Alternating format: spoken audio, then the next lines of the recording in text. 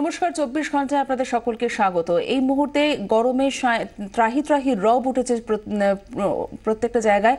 বাঁকুড়ায় আমার 45.2, আসানসোলে 47-এর কাছাকাছি। এই মুহূর্তে কলকাতায় জেলাগুলিতে তাপমাত্রার পারদ ক্রমাগত বাড়ছে।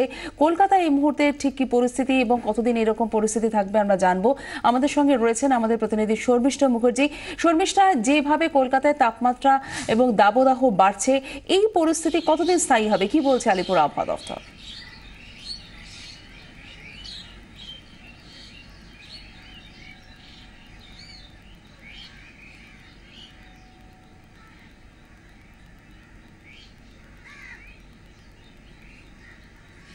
দেখো, এই মুহূর্তে বিশেষ করে গতকাল থেকে যে সতর্ক বার্তা রবিবার থেকে শুরু করেছিল দেওয়া আলিপুর আবহাওয়া দফতর, তাতে গতকাল আমরা দেখলাম যে 41.4-এ পৌঁছে গেল তাপমাত্রা। অর্থাৎ এপ্রিলের দ্বিতীয় সপ্তাহে এই রকম পরিস্থিতি এর আগে কখনো হয়নি।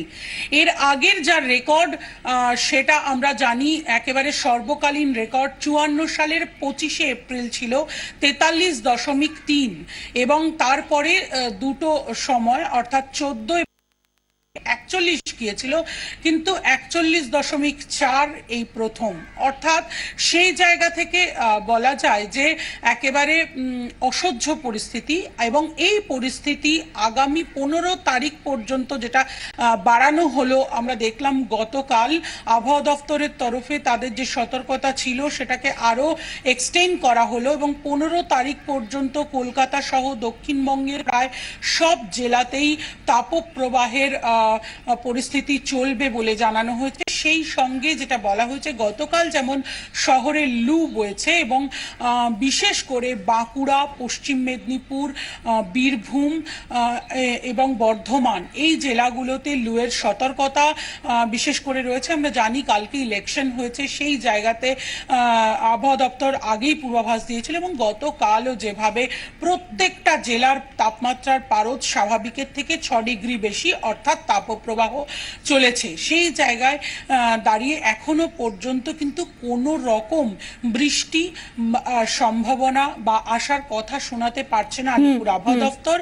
আর এই বিশেষ করে সঞ্চিতা, এবছর আমরা দক্ষিণবঙ্গের একটা অন্যরকম পরিস্থিতি দেখছি। অর্থাৎ আমরা গরমকালে বিশেষ করে এই দক্ষিণবঙ্গের বিশেষ করে কলকাতা বলা যেতে পারে, কলকাতার মানুষ কিন্তু একটা ঘরমাক্ত যে পরিস্থিতি সেটাতে অভ্যস্ত, হিউমিডিটি থাকে, কিন্তু এবার মাত্র 32% হিউমিডিটি রয়েছে, অর্থাৎ একদম শুকনো আবহাওয়া। তার কারণ হিসেবে আবহাওয়া দফতর বলছে যে এই মুহূর্তে কোনো সিস্টেম বঙ্গোপসাগর বা তার আশেপাশের এলাকা যাতে করে কলকাতা এফেক্টেড হবে সেরকম কিছুই নেই, যার ফলে আবহাওয়া অত্যন্ত শুকনো এবং গরম হাওয়া, যেটা একেবারে মনে হচ্ছে যেন গায়ে লাগলেই ফোসকা পড়ে যাবে, এইরকম গরম হাওয়া বইতে শুরু করেছে। ধন্যবাদ শর্মিষ্ঠা মুখার্জি, আমাদের প্রতিনিধি সরাসরি ময়দান থেকে আমাদের সঙ্গে ছিলেন। নারদ স্টিং কাণ্ডে 3 সদস্যের কমিটি করার নির্দেশ দিল কলকাতা হাইকোর্ট। কমিটিতে রাখা হয়েছে এক সিবিআই অফিসারকে। অভিযুক্ত তৃণমূল নেতাদের আইনজীবীর আর্জি ছিল ফুটেজ যাতে কেন্দ্রীয় সংস্থার হাতে না যায়, কিন্তু হাইকোর্টের নির্দেশে কমিটিতে থাকবেন আইজি পদমর্যাদার এক পুলিশ অফিসার, এক সিবিআই অফিসার। এ রাজ্য তার জন্য নিরাপদ নয়, তাই নারদ স্টিং এর ভিডিও ফুটেজ হাইকোর্টে দিতে আসতে নারাজ ছিলেন ম্যাথু স্যামুয়েল। কোনো কেন্দ্রীয় সংস্থার হাতে এই ফুটেজ তুলে দেওয়ার প্রস্তাব দেন। শুনানির দিনই সেই আবেদনে আপত্তি জানান অভিযুক্তদের আইনজীবীরা। আইনজীবী কল্যাণ বন্দ্যোপাধ্যায় বলেন, হাইকোর্টেই তাদের আস্থা রয়েছে। কোনো কেন্দ্রীয় সংস্থাকে ফুটেজ দিলে তদন্ত বিজেপি নিয়ন্ত্রিত হয়ে পড়বে বলে দাবি করেন। সেই যুক্তি মানতে চাননি প্রধান বিচারপতি মঞ্জুলা চেল্লুর। সোমবার নারদ স্টিং কাণ্ডে 3 সদস্যের কমিটি করার নির্দেশ দিল কলকাতা হাইকোর্ট। কমিটির শীর্ষে থাকবেন আইজি পদমর্যাদার এক পুলিশ অফিসার, থাকবেন এক সিবিআই অফিসার, আরও এক অফিসারকে নিয়োগ করবে আদালত।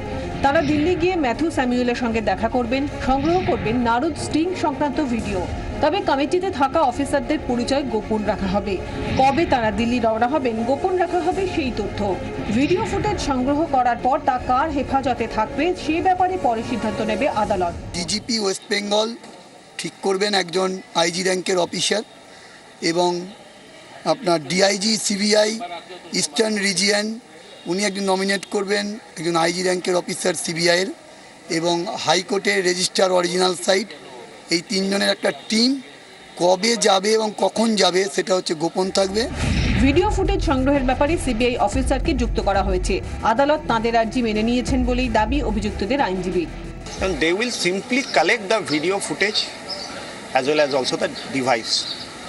এর মধ্যে এখানে অতিরঞ্জিতের কোনো ব্যাপার নেই, কোনো অ্যাডভার্স অর্ডারও কিছু নয়, খুব সাধারণ অর্ডার। এবং আমাদের যেটা প্রেয়ার ছিল যে সম্পূর্ণ ভিডিও ফুটেজটা জুডিশিয়াল কাস্টডিতে রাখতে হবে, সেই প্রেয়ারটা কোর্ট মান্যতা দিয়েছে। এসবের মধ্যে সোমবার আদালতে জনস্বার্থ মামলার আবেদনকারীর আইনজীবী বিকাশ রঞ্জন ভট্টাচার্যকে ব্যক্তিগত আক্রমণ করেন তৃণমূলের আইনজীবী কল্যাণ বন্দ্যোপাধ্যায়। কল্যাণ বন্দ্যোপাধ্যায় বলেন, 34 বছরে আপনারা কি করেছেন দেখেছি, আপনার হাতেও রক্ত লেগে আছে। কলকাতার মেয়র থাকাকালীন এমন সব কাজ করেছেন যে পরের ভোটে দাঁড়ানোর সাহস পাননি। ব্যুরো রিপোর্ট, 24 ঘন্টা।